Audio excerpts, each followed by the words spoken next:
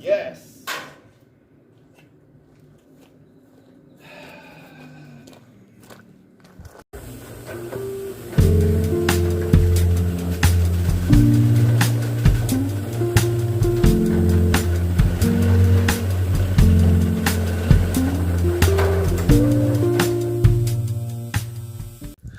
What up, fools? Welcome back to the Chop Shop. Hope you enjoyed the little opening clip. That kind of sums up how my last, 5 weeks have gone. But, bed is off of Sandy. Frame notch is welded more gooder.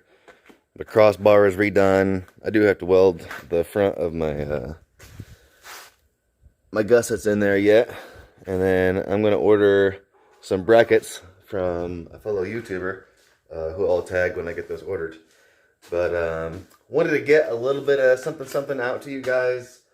Also, I've not forgotten about the giveaway that is still going down. I've just been so busy.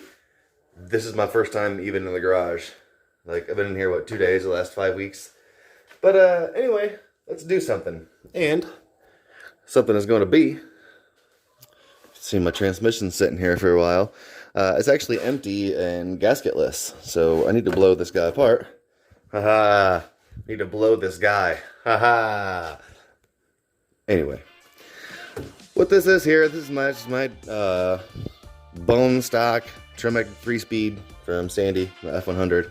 And she was originally equipped with a 3 on the tree. I don't know if you know how inconvenient those are. If you don't happen to be familiar with the pattern of a 3-speed, let's kind of try and simulate this. My rod is gone, but we can still make do. So imagine there's an H pattern. So vertical line, line that connects the two. H. Forward, backward. So forward is going to be first, reverse, wiggle, neutral, back. It's going to be up, second, down, third. So when you're shifting, you're going to clutch in, bring in forward, towards you, down to get your first, and then do your clutch movements. Clutch back in, up, forward, up again for second, and then third is straight down. Reverse is towards you and up. Super inconvenient. Now my truck had been converted to a floor shifter at some point. I don't know if it was from an option vehicle or what, but it was super rickety, and even it wasn't that great shipped. Now I did do a video on the install of this and my first excited shifts after first getting this dialed in. And also, I want to call Hurst, at least the guy who runs the Hurst Instagram and social media pages, a bitch, because they stole my pictures, put them up on the page, and didn't tag me in them. And I harassed them for 2 days before they finally took my shit down. You can share my stuff, man, but tag me in it, man. Giant company, small YouTube channel. See why I was mad? Hey, man, I'm trying to record a video here. Shut the fuck up. Anyway. Note, the old rickety H pattern. So I'm just going to pull this back. That's my first. So we're in first gear right now. When I jam this forward, it automatically self-centers. And then we'll go into second and straight back to third. I don't have to mess with the back and forth H anymore. So first, second, third. Way more good. That is going to be a lot of fun with a mini spool and a couple extra ponies as opposed to what she had. And real quick, as I'm taking my, one of the most important parts off is the pretty chrome, or the pretty white ball with the chrome engraved rod is, I got this Rebel IPA tap handle, and not for driving, because obviously it rattles. Check this shit out. This is it's a real paint can. There was actually some sort of aerosol in it. I don't think there's actually even paint in it, and I got it, but threads out on there. You can imagine that. But yeah, so that'll be on there when I stop for shows. Looks fucking super dope. But I'm just gonna jump right in here, man. There's just 2 bolts holding this rod on. There's 4 bolts or 3. There's just 3 bolts that hold on this entire bracket setup, and then you can either pull the pins on the back of these rods or pull these bolts and pull those brackets off. But I'm going to get the shifter assembly up here real quick, and we'll be back. Alright, with the shifter off, you can see a little bit better. The shifter actually uses some of the mounting holes of the tail shaft here to connect these two. This is going to be really easy to tear apart because, again, it's just kind of half-assed together anyways. I've got one bolt to pull, which can separate the tail shaft.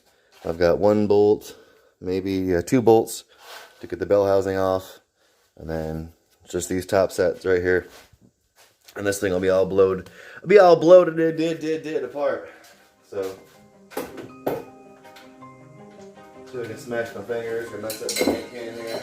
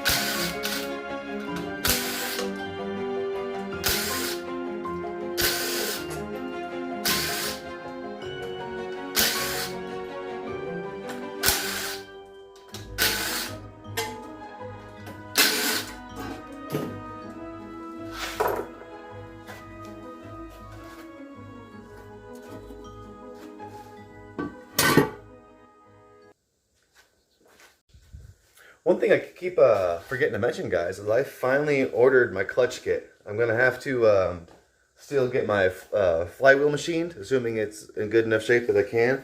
But I went with Luck brand through the Bronco Graveyard, and I believe the part number was 21248 through the Graveyard.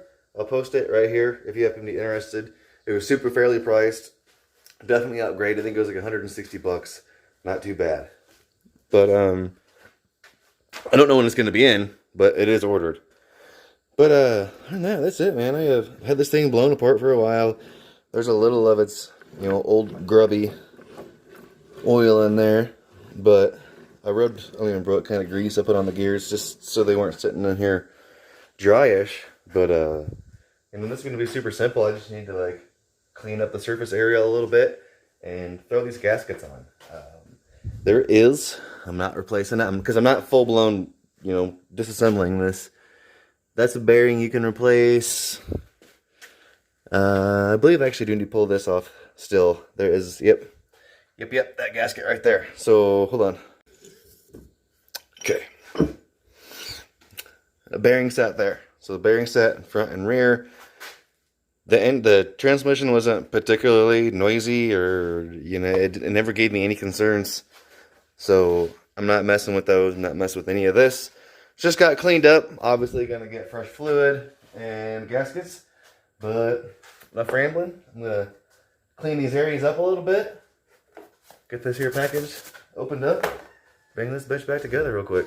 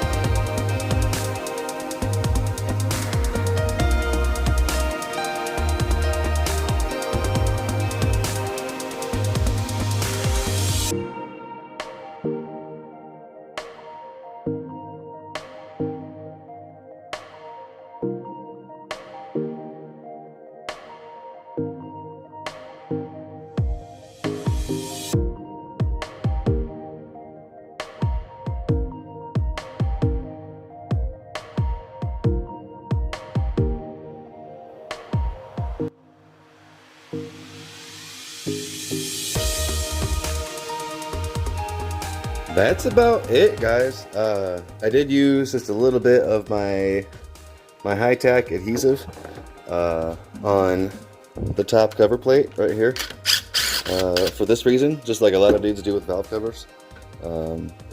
I totally neglected to get any gear oil or anything for this, so my gasket will stick to my top plate here, just like, you know, a lot of dudes do with valve covers. So later I can fill that up. Bell housing is not going back on it because it's going to be on the engine with my clutch when it goes in the truck, so I'm not going to bolt that back on. And I did use some high tack. There's like a little drain in the front and the back where it looks like it catches whatever oil flows through the bearings and puts it back into the case. I did use a little bit of tack under both of those spots, front and rear. I do believe I actually replaced this gasket previously. I don't know why I didn't do the rest of the transmission when I did that. But this thing's together. That's about it. I'm not putting anything back on it because it's going to be in the way like a motherfucker when I go to install my transmission into the truck with the engine in. And that's about it, guys. I know that wasn't, you know, an exciting episode, but it's something I needed to knock out with parts on the way.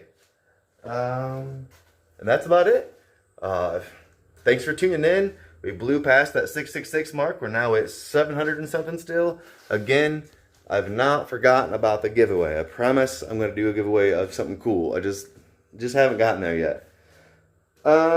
Check out my Instagram. I'm very, very active. Probably like annoyingly active on Instagram. So check out Eppy Shop on the gram. Subscribe, like, share, tell your mom all the standard BS that everyone goes through. Blah, blah, blah, blah, blah. And